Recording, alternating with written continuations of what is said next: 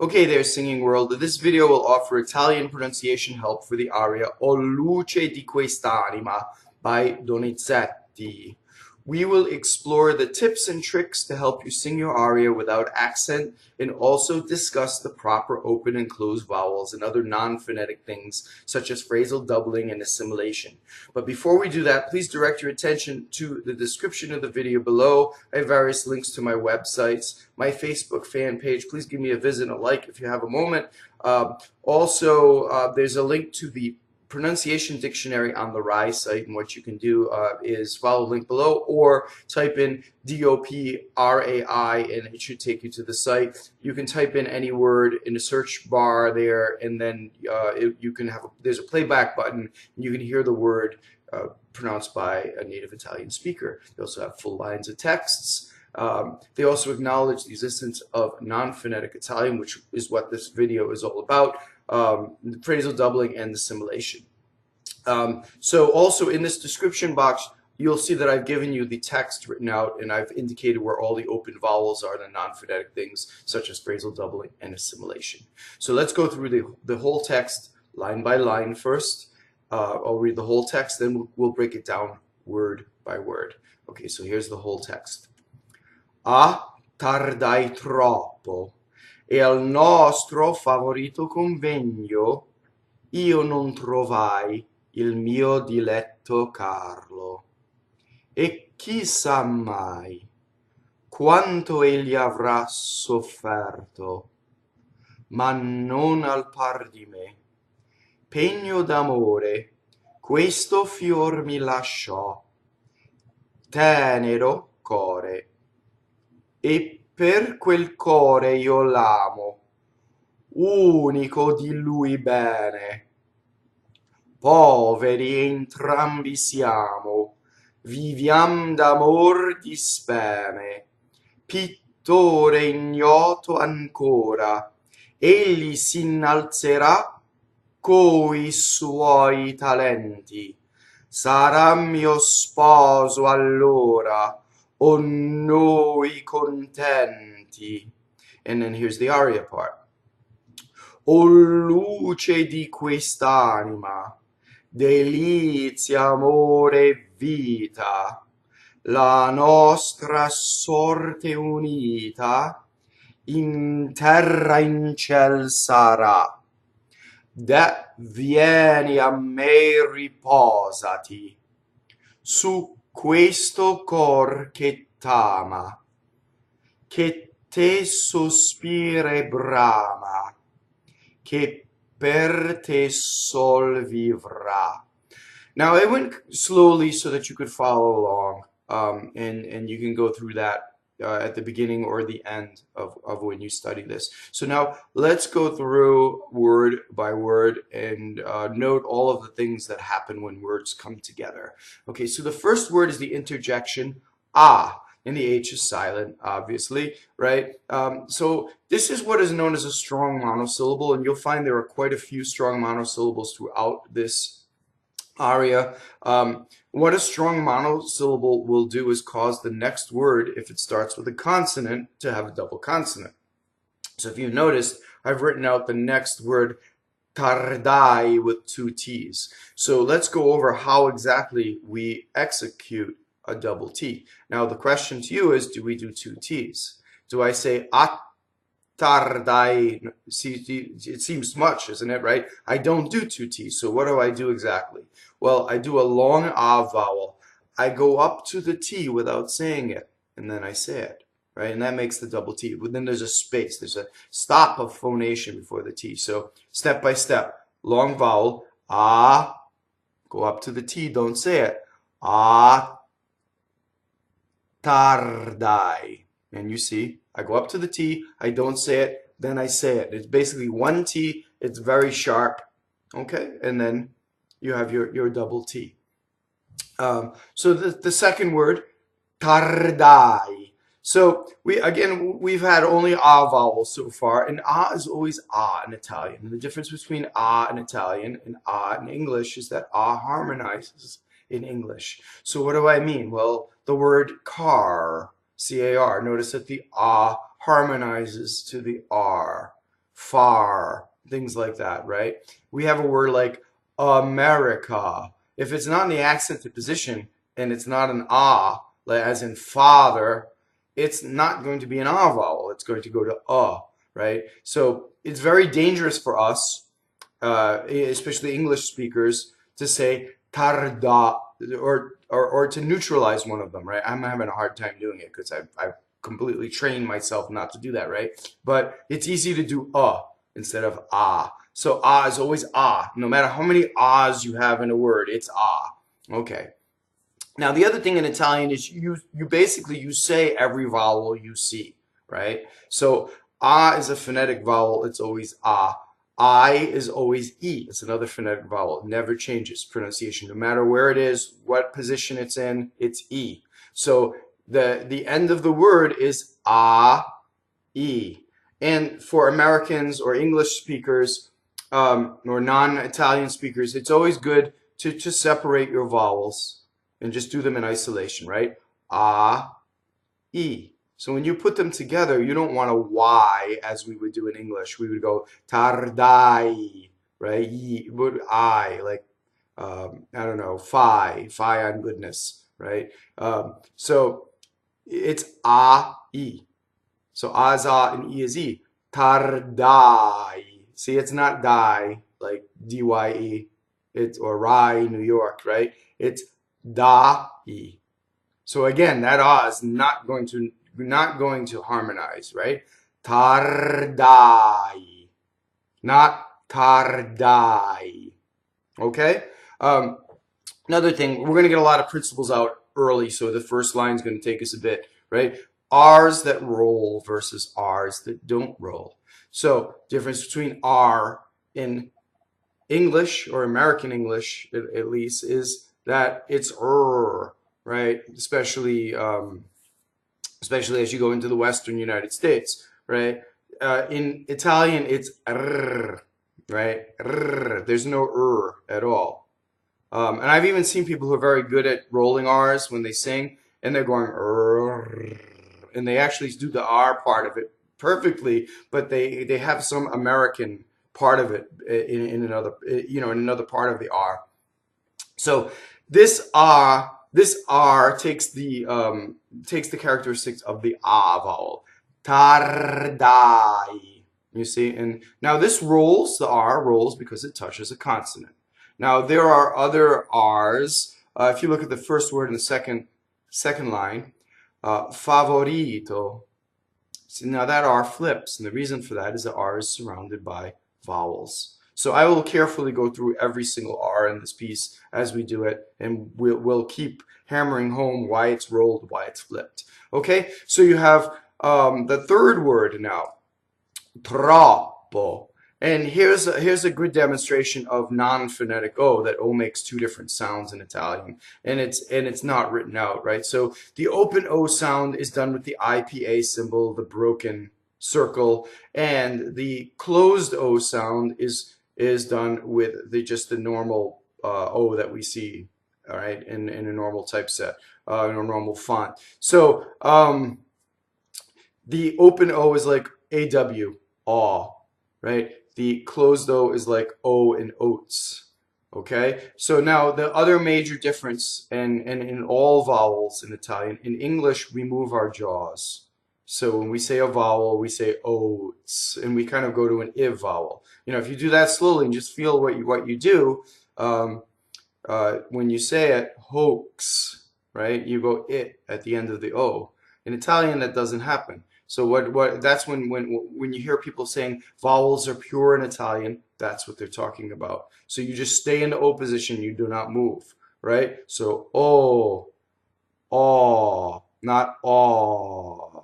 The jaw doesn't close or open or change. And it also doesn't slowly move between syllables. In Italian, it's troppo. You see? It's not troppo, as we would do in English. Okay, so I hope that clears a lot out for you. Now, double P is the same as what we would do with double P. We go up to we do a long A vowel before the P, and we stop, and then we say a P, right? So troppo, I did it in very slow motion. It's very exaggerated. You wouldn't sing it that way. But you see, the silence is what gives you the force of the double P, not the force of the consonant itself. Troppo, troppo. Okay? Now, I see a lot of people being coached in the US to go troppo, which is two P's, you see? And it doesn't work in singing. Troppo. And not only that, you don't have a vowel on the first syllable. Troppo gives you the power to control the phrase a little bit more. Okay. Next thing, the word for and is a single e, and it is closed e, a, right? So closed e is like hey in English, right? Open e is like head, like in or the name Edward. Okay. And again, there is no glide. So in English, what are we going to do? We're going to say hey if we showed that in slow motion. Or we're going to say had. So the a vowel is going to go into an I. The a vowel is going to kind of go to an e at the end of it, okay? Or an a or something, depending on where you're from. So in Italian, it just stays, right? So the word a is closed. Al. Nostro. Okay, so this is an open O. Nostro. Okay, notice that the R rolled because it touches a T, right? Where do I put the S in this? This is another thing for singing, for lyric diction. Like when you speak, you can say nostro, and the S is kind of on the first syllable. When you sing, you have to say no.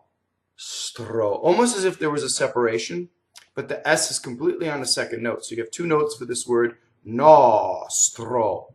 So you're very careful to put the S. So if I did it in slow motion and you did it wrong, it would be nɔstro. And what are you doing? You're not phonating, right? Your vocal cords are disengaged if you do it that way, and it's not so good.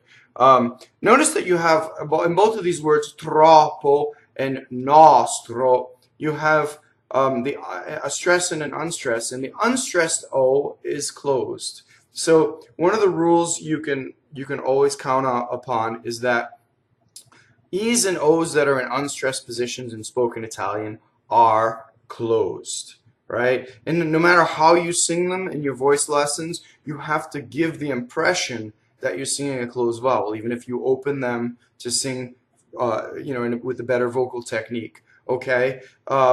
So you're never going to close them down so you can't sing. However, anything that is in an unstressed position needs to sound as if it's closed. And that's without exception. All unstressed syllables have closed E's and closed O's. It is the stressed vowels that you have to worry about whether it's open or closed, and it has to be memorized. And there are basically no rules. There are a few formulas, but there are no rules, and it must be memorized. Okay, so that's the bad news. So if you look in the next, you look in the next line in the second word, you have a closed E on a stress. You see, so everything in that word coŋvegno is closed. It's O, A, O, all closed, right? And as we said before, the unstressed ones are closed always. Okay, so let's do the second line. Favorito. All right, so favorito. The all single consonants. Now we talked about double consonants, and a lot of non-Italian speakers learn how to do double consonants very well, but then still indiscriminately double consonants that aren't doubled, and it gives you away as being imperfect in your Italian. So double V, favorito, people go favorito and double the T and double the V. So the way to do it is not think about the consonants in this. The consonants will still be sharp, but the vowels are long. So if you isolate the vowels, A, O, I, O, and then you do them very long, A, O, I, O, and now you add the consonants, favorito.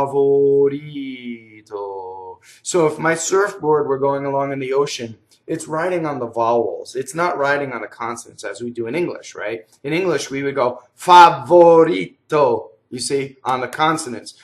Favorito. And that's how you get single consonants. Okay, going on. Now, the next word has our first N assimilation. Okay, and you see I've written a symbol for the N there, right? So this is an N before a fricative, N before a V, or an N before an F. So to do, first of all, let's go ahead and think about what we do to make a V, right? So to say V, our bottom lip touches our top teeth, right? Or to say F, same thing. So one is voiced and one is unvoiced. The V has your vocal cords, right? Vegno, right? If I said Pegno, right? Or fein, same thing, right? The bottom lip touching the top teeth. Now, how does that affect the N in Italian? Well, in Italian, when speaking fast, without even knowing it, would go coŋvegno. Now, what just happened there? If I slow that down, coŋvegno.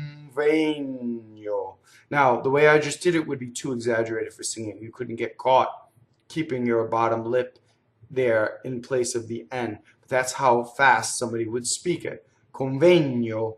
Okay? Why is that better for singing than putting the N inside my mouth? Well, if I'm singing coŋvegno, what happens? I have the tip of my tongue in a normal N position. N, right? I do my N. To get my V on my bottom lip, I have to release the tongue. Now, I have to phonate on something, so I end up with the shadow vowel. Then the V comes in. So what would happen is if I was singing coŋvegno, see, and then I have a shadow vowel. That's not so attractive, not so elegant. So to sing it, if you go very smoothly, coŋvegno, right, where it assimilates on the lip. Now, that's the first of your assimilations. We also have a GN in this word, right? And it's like the GN in lasagna. So it's a ya, it's a Y preceded by an N that's held in phonation. So what do I mean by that?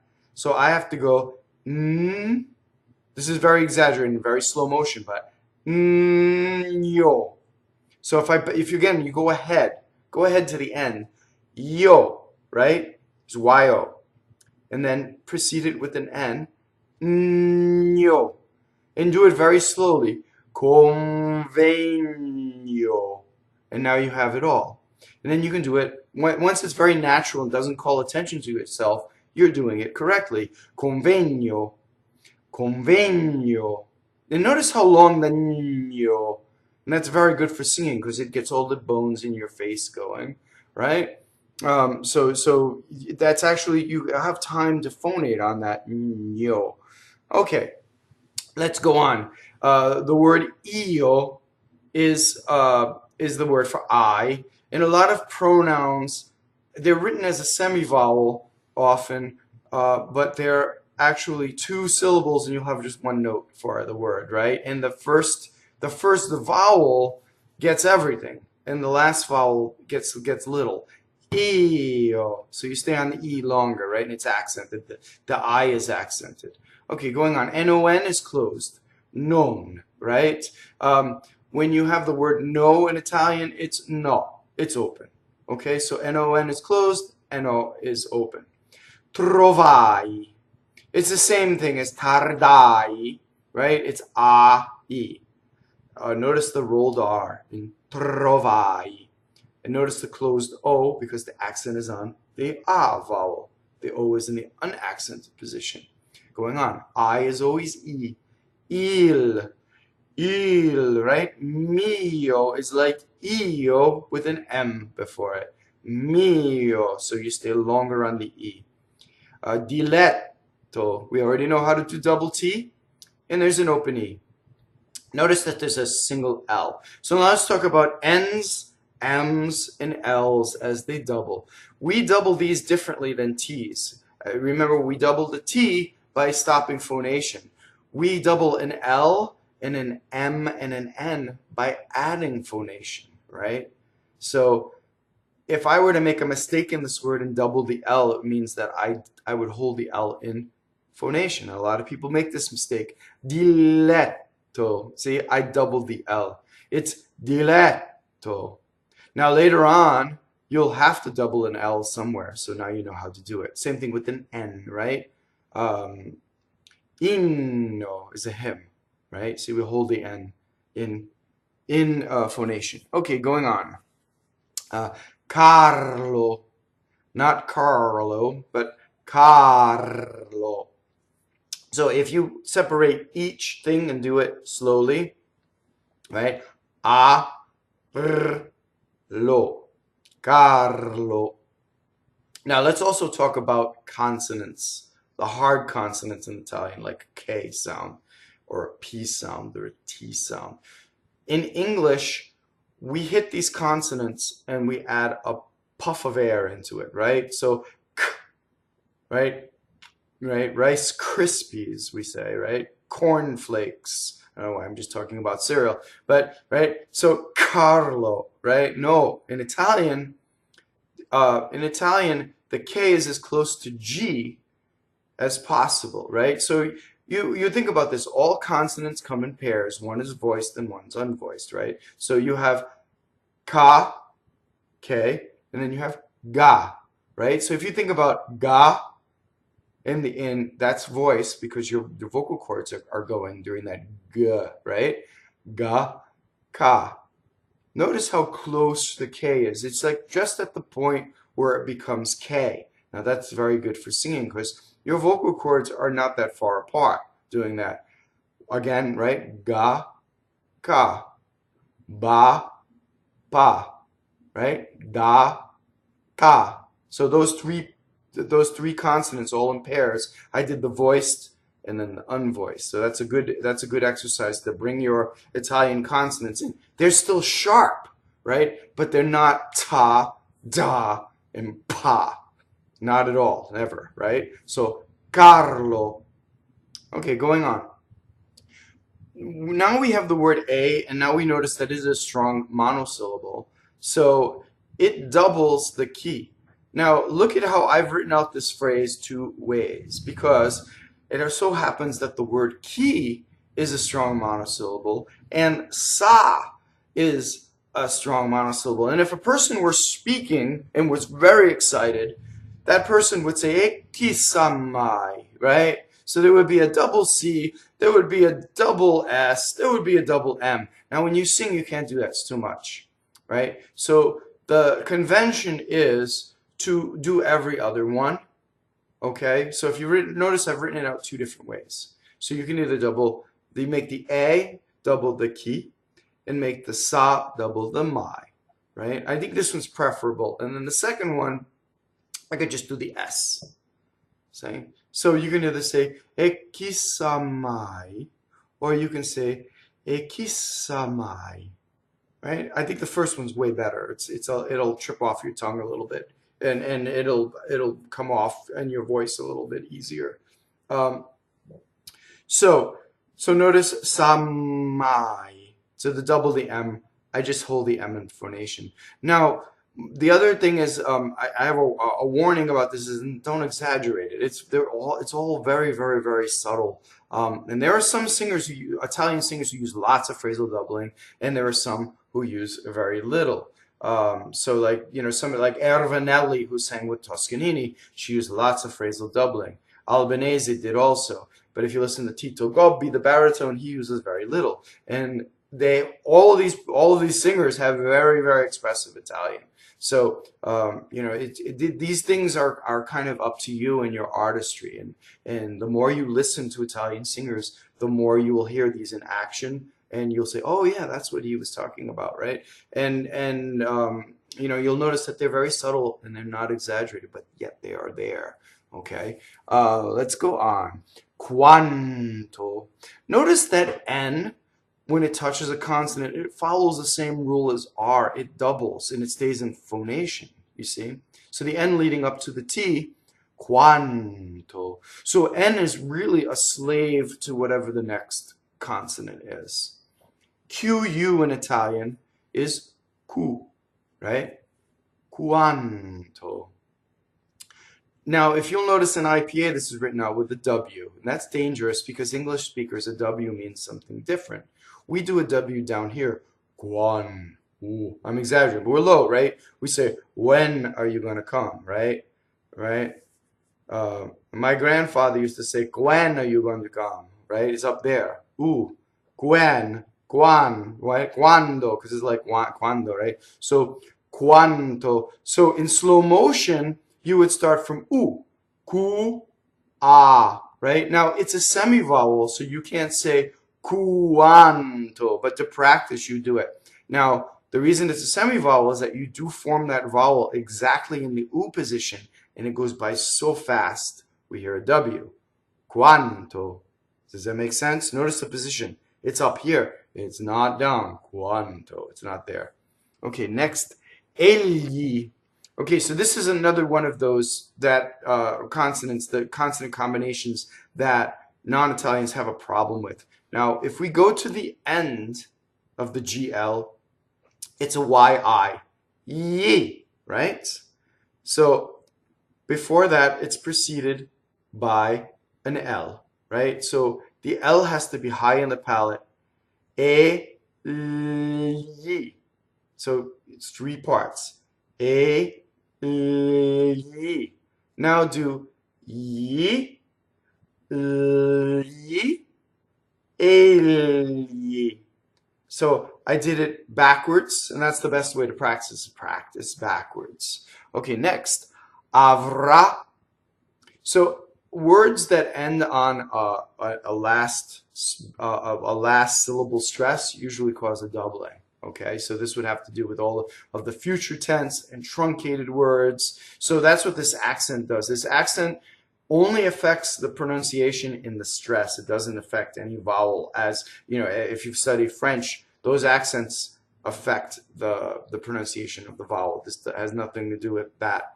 Okay, so this is to tell us that the stress is on the last syllable, and that's not common in Italian, right? Usually in Italian, the stress is on the second to last syllable. So we would say avrà ssoffɛrto. Okay, so now we have an open E before an R, right? And what happens with English speakers is we make it rhyme with chair. So we'd say ssoffɛrto rhymes with chair, right? So if we do what's called a purity test, let's just do vowels. So it's O, O. Memorize the feeling, especially of the open E vowel. Ssoffɛrto, ssoffɛrto. Now you have it. Okay? The R is doubled, right? The R rolls, goes into the T, touches a T.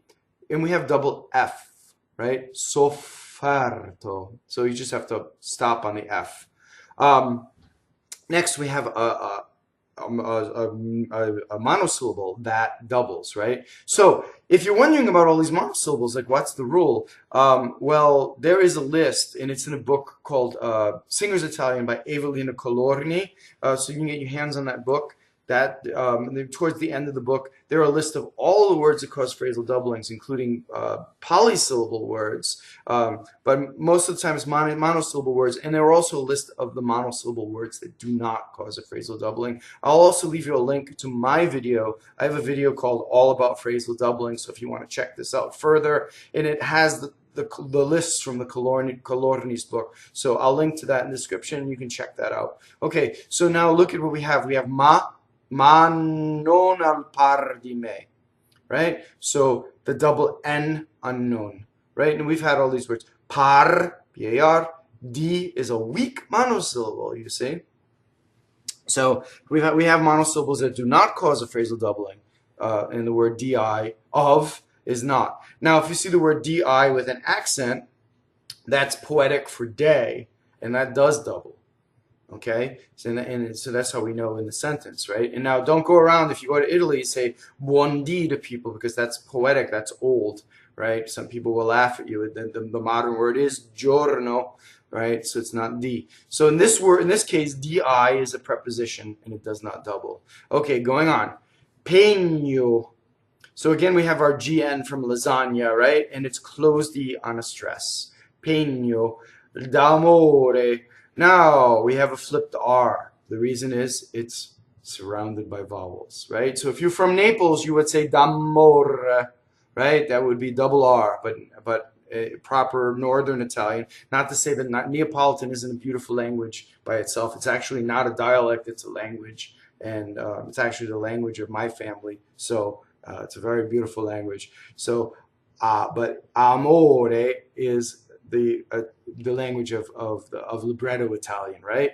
So closed O, single R, right? Single M. I can hear lots of mistakes in this word, right? People will say d'amore, right? D'amore. And actually Neapolitan is double M and double R. Next, going on, questi. All of these words, questo, quello, quegli. When you see these, they're going to be closed, right? So you can memorize that right off, that these are all closed. Questi. So we already know the QU rule. We know the S rule, where we're going to hold it to the last syllable.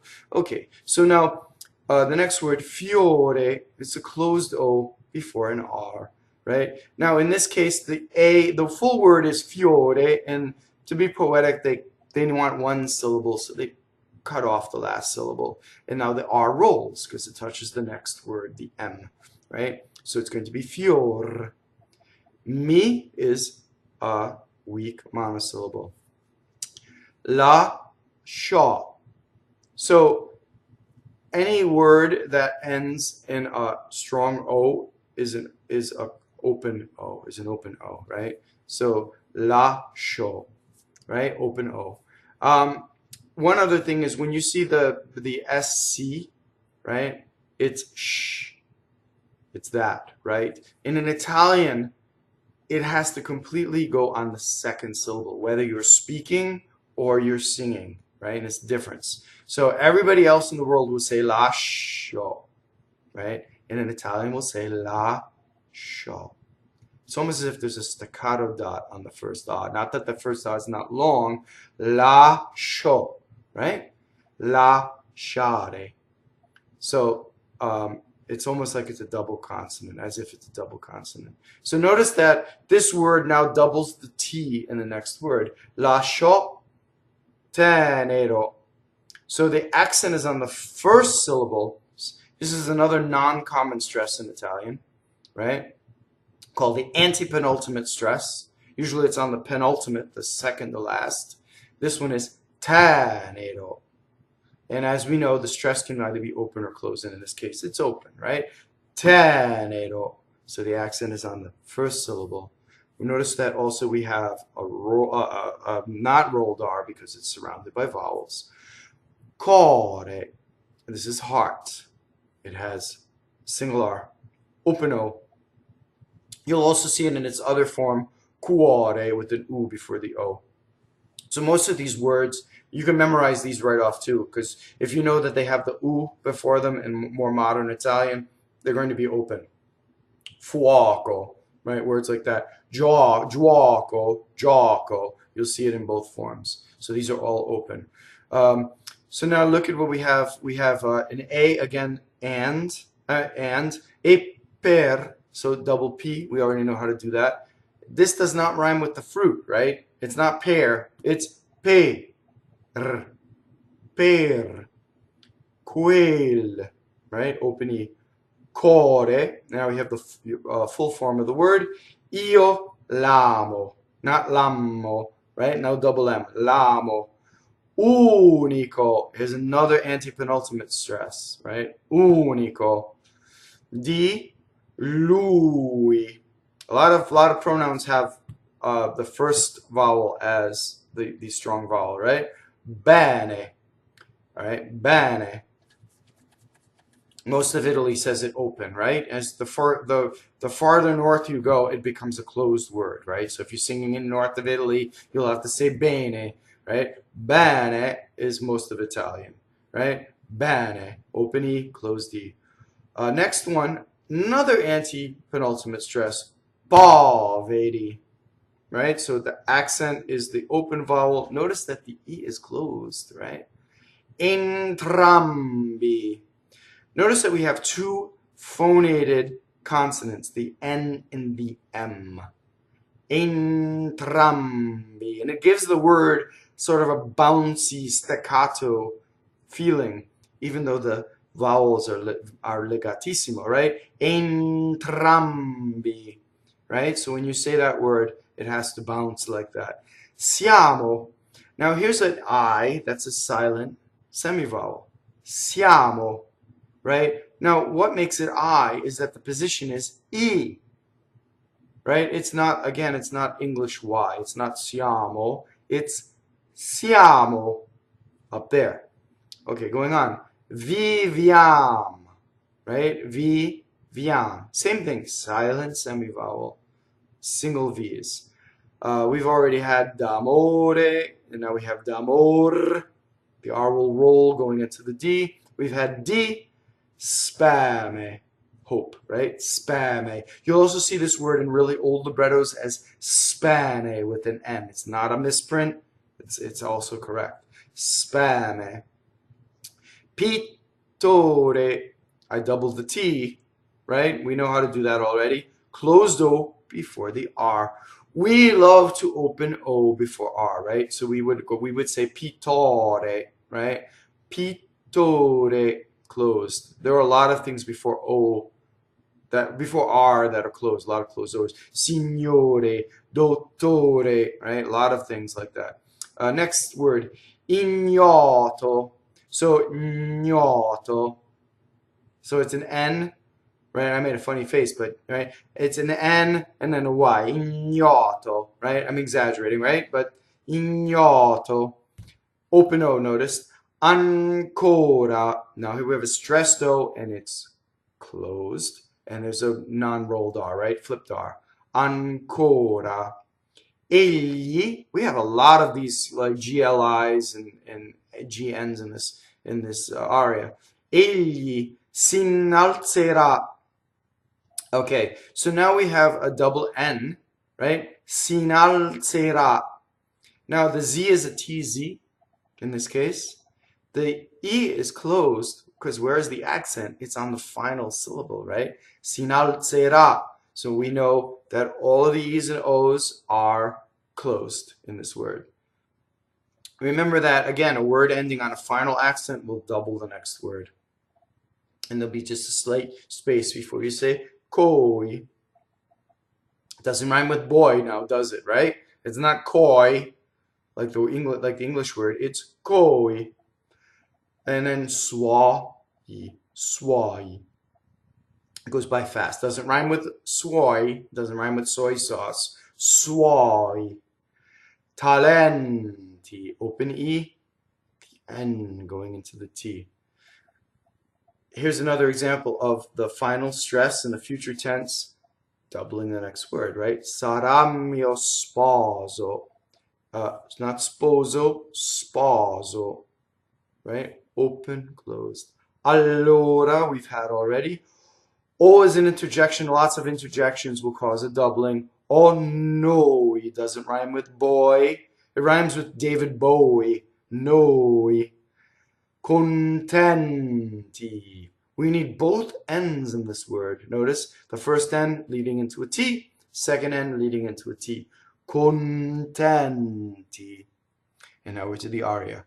O luce, double L, the interjection. Okay? And O is either open or closed, depending on whether it's an invocation or an interjection. You can do it either way, right? In this case, it's probably better closed, right? O luce di quest'anima. Notice where I put the ST, right? O luce di quest'anima. So if you sing that way, you'll be very clean. O luce di quest'anima. Right? Does it make sense? Now, here again we have a word that deli-zia. If I speak, I can say deli-zia, and there's a TZ for the Z. Now, when I sing, I have to do the t as almost as a semivowel. So it's like this. Deli-zia. Very gracefully. Not deli-zia. See where the TZ goes? Deli-zia. It goes on the second syllable, right? And it's very soft. It's one of the big differences between speech and singing. The same thing with the word grazie. If I say grazie, thank you, right? When I sing, grazie, right? Mimi's entrata, right? She can't sing grazie, buonasera. She'll sing grazie, buonasera, right? Do you see the difference? How elegant that is if you do the semi-vowel one. Okay, amore, closed O, e vita, very small double V. We've had all these words already. La nostra sorte, open, right? By now I've done all the principles, right? So we know them all. We can just go through the rest of this. Unita, single consonants, right? So I would practice uia. Remember my surfboard on the vowels. Uia, unita. So how can we do this word wrong? Unita. I doubled the N, I doubled the T. Wrong, right? Okay. In terra. And this always sounds to me like when Italians say this, it sounds like there's percussion and there's triangle and like in drums, right? This line, in terra in ciel sarà, it's that bouncy and beautiful and bright and also dark at the same time. In terra in ciel sarà. Okay, so notice terra, rolled R, in ciel. Notice so these N's are going into the T. The N's going into the ch sound of ciel, right? In ciel. Notice that the I in ciel is just to make the C soft, because C is a hard vowel. I mean, because the vowel is hard, not the consonant. So A is hard, right? So you need the I to soften the C, right? So ciel sarà. The interjection DEH is open. Da causes a phrasal doubling. Da vieni. A me, double M. Riposati, open O. Right? On the stress. Now notice how I've written this out two ways, and I think again the first way is better than the second way, but you can do it however you like. An artist can do it any way and it'll come out right, right? But this you could also do the second one where we're having a whole bunch of doubling words in a row, but where we have to change for singing, right? We alternate. We do one or the other. So vieni a me riposati. The M is doubled, right? It's not as elegant as that vieni a me riposati, right? The rolled R is nicer, okay? And going on, su questo, the word su is a doubling word, right? So you have a double Q. Again, this is like a T and a P. We go up to the Q, we don't say it. We do a long U, su, we go up to the Q, we don't say it. Su questo. And it's the space that gives us the expression. Cor che tt'ama. Tt'ama. So in this word, again, when Italians are very expressive, they tend to elongate the vowels. When we're expressive as English speakers, we go for the consonants, right? So tt'ama is very expressive. Tt'ama is the English way of doing it, right? Doubling the M. Don't do that. And then again, you have a choice. You can either say che te sospire brama or che te sospire brama. Now, you have a double B. And I always caution non-Italians to be very careful with double B because you can hardly hear double B when Italian does it. We tend to overdo it. And we're really good at doubling B. And you'll hear all the time, "O mio babbino caro," with a B double, really with a lot of force. And what happens is that you don't stop phonation when you do double B in Italian, when you're in Italian, right? So it's "O mio babbino," babbino. See, the vocal cords never stop. Babbino, not babbino. There's not the stop like the double T. So that's the danger. So if you said che te sospire brama, that's kind of not so elegant, right? It's kind of clunky, right? So che te sospire brama, see, just so little, enough to just make the pasta al dente, and that's it. Okay? And then going on, che per te sol vivrà.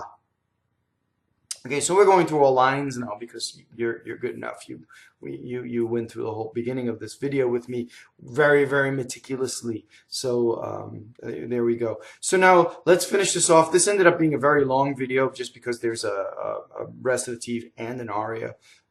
So let's finish this off by reading the whole thing together, and then we can finish it up. So what we're doing is trying to get now. This will be a little faster than the first time, and big long flow to the end, and trying to get to the rhyme and the poetry of the text. Okay, here we go. Ttardai troppo e al nostro favorito coŋvegno io non trovai il mio dilɛtto Carlo. E chissà mai quanto egli avrà sofferto, ma non al par di me. Pegno d'amore, questi fior mi lasciò, tenero core, e per quel core io l'amo, unico di lui bene. Poveri entrambi siamo, viviam d'amor di speme, pittore ignoto ancora, egli s'innalzerà coi suoi talenti. Sarà mio sposo allora, o noi contenti. O luce di quest'anima, delizia, amore e vita, la nostra sorte unita, in terra e in ciel sarà.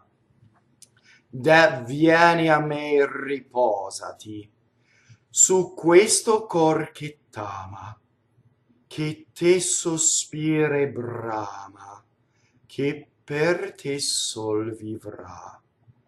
Thank you very much for watching.